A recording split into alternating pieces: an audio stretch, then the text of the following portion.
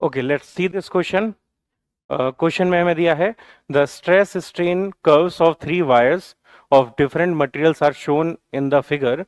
P, Q and R are elastic limits of the wires. The figure shows that elasticity for which is maximum and ये पूछा हुआ है। तो topic है यहाँ पे ये stress strain curve, stress strain curve. तो स्ट्रेस और स्ट्रेन का ग्राफ है, यहाँ से हमें ये चेक करना है जो ऑप्शंस में बोली हुई हैं बातें।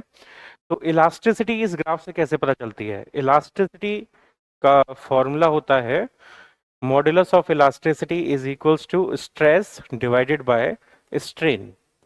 यानी स्ट्रेस स्ट्रेन कर्व का जो स्लोप है वो इलास्टिसिटी शो करता है।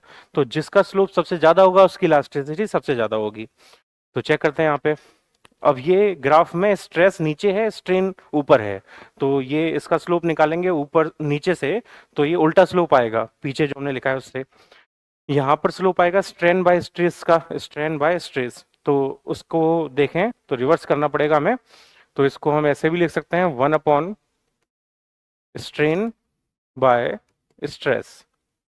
तो अगर ग्राफ स्ट्रेन बाय स्ट्रेस का है तो यहाँ पर जितना ज्यादा स्लोप होगा उतनी कम इलास्टिसिटी होगी, जितना कम स्लोप होगा उतनी ज्यादा इलास्टिसिटी होगी। तो सबसे कम स्लोप किसका है? सबसे कम स्लोप है आर का, तो इलास्टिसिटी यहाँ पे सबसे ज्यादा होगी आर की, यानी सी ऑप्शन करेक्ट आएगा।